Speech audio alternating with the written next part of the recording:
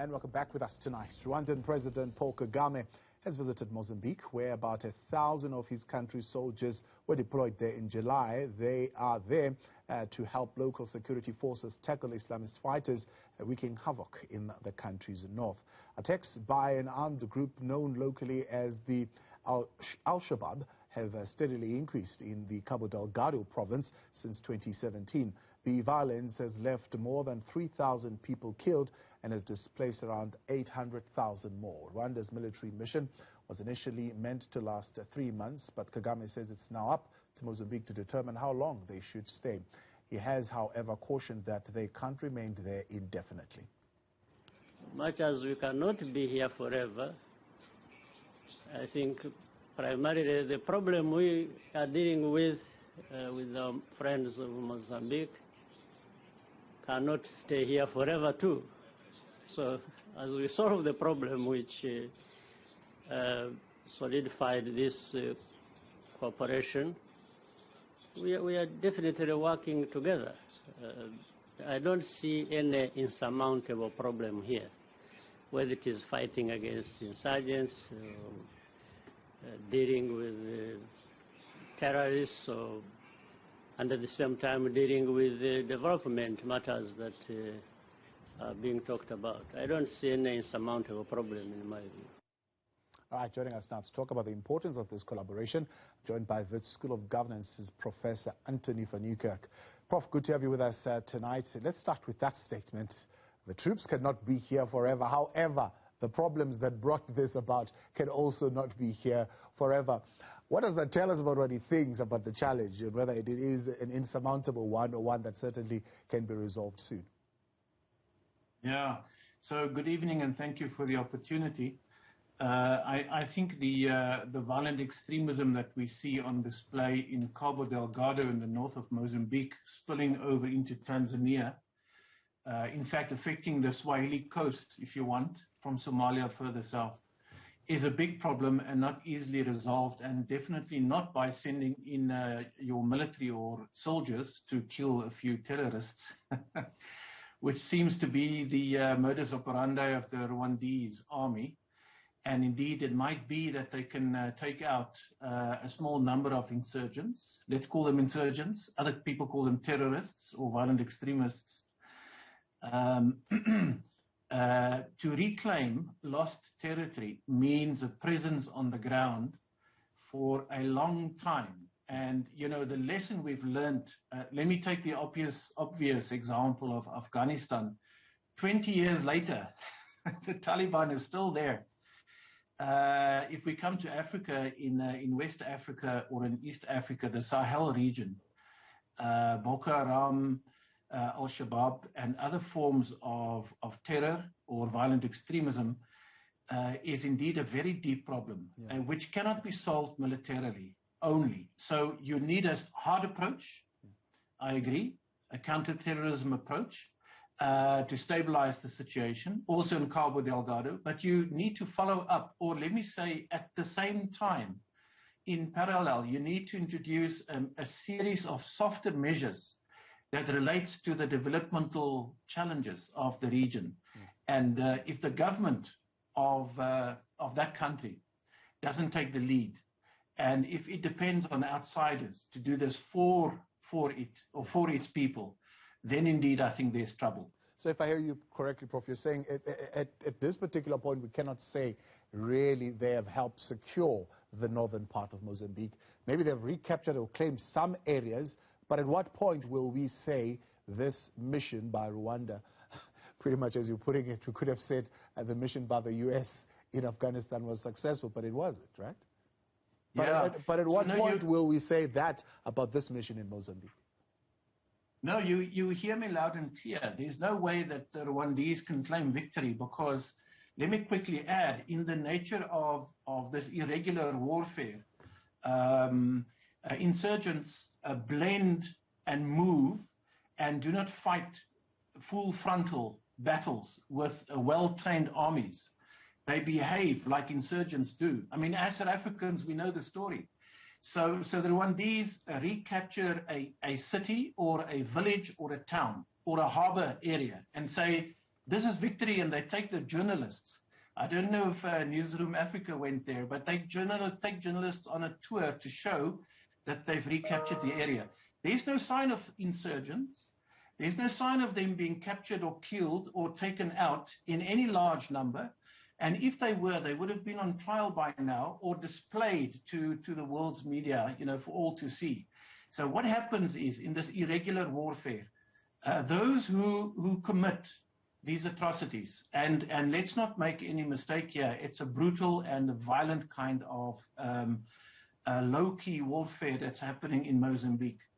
When they are confronted with better equipped soldiers and armies or police forces or special forces, like SADC has deployed, by the way, they disappear into the night to regroup elsewhere and later to come back and do the nasty thing, which is to behead people, burn down infrastructure, and destroy what they can to achieve a certain political objective. So I think the Rwandese and Paul Kagame, in his ambition to forge a regional foreign policy, has overreacted, in my view, by sending 1,000 or more of his troops to arrest or to take out or to turn the situation around. And by any objective measure, that is very difficult to prove. And so perhaps the ball is now being thrown back to the SADC court, because indeed there's a mission being undertaken by the Southern African Development Community. As we all know, South Africa is part of it. In fact, we provided the commander to lead, the force commander to lead this mission. And if this mission doesn't blend hard and soft measures, we will fall in the same trap. We will never be able to claim victory. Some officials in Mozambique have called for the residents to return, about 25,000 of them that were displaced. Is it safe for them to return?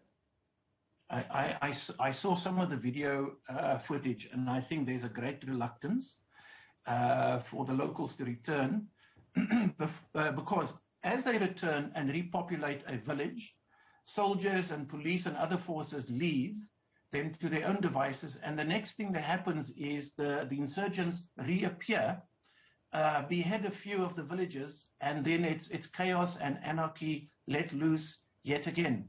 So there's indeed a problem. And by the way, the calculations by UN agencies and the World Food Programme is that up to 800,000 people, if not closer to 1 million, are on the move, are internally displaced, are running away from this violent conflict. And that really speaks to another dimension of this conflict, which the Rwandese or the Mozambican Defense Forces can't really address the way I see it, unless they adopt a much broader approach that is inclusive of civil society organizations, humanitarian agencies, NGOs, community-based organizations that have their feet on the ground, that will be able to say, how do you manage 700,000 or 800,000 people who are displaced? The problem is much deeper and much wider and of a longer duration than the soldiers pretend it to be.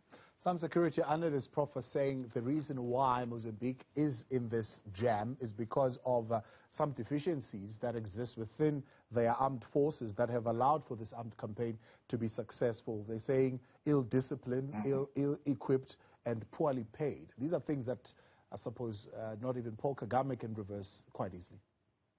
No, indeed, you're quite right. So it's, I know we don't have much time to go into history, but Mozambique has a history of civil war, a recovery from civil war, a peace process not yet fully completed, the need to reconstruct the security sector, reform and rebuild it, and also achieve reconciliation and peace and development in the country as a whole. And so Cabo Delgado in the far north has been left behind in this very important process of bringing a durable peace to the country.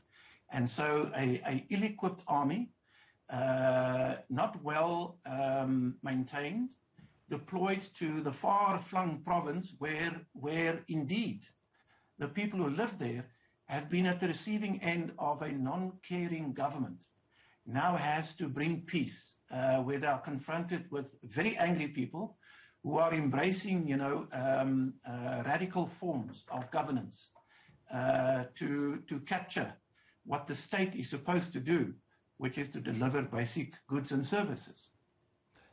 Now, anecdotally, I've been hearing people talking about the reason why Paul Kagame is in Mozambique is for some kind of benefit or so. I'm not sure what the benefit would be, but one country helping another, surely there is some benefit?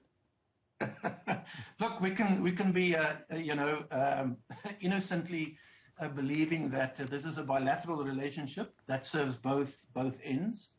But we also know, I don't have to spell this out, that there's significant findings of gas and oil, particularly gas reserves, just off the coast of Cabo Delgado, but also spreading further north into areas of Tanzania. And Tanzania has a similar problem, by the way.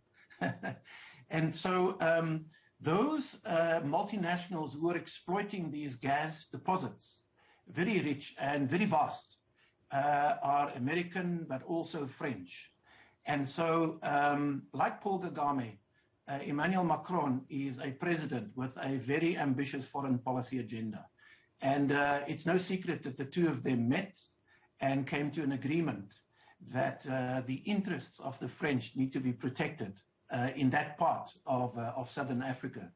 And Paul Kagame is using this opportunity to also expand his power and influence in the subcontinent, to the consternation of many other Southern African countries, because they thought that President Nyusi of Mozambique was going to turn to his brothers or sisters or fellow SADC members in an effort to develop a collective response to violent extremism.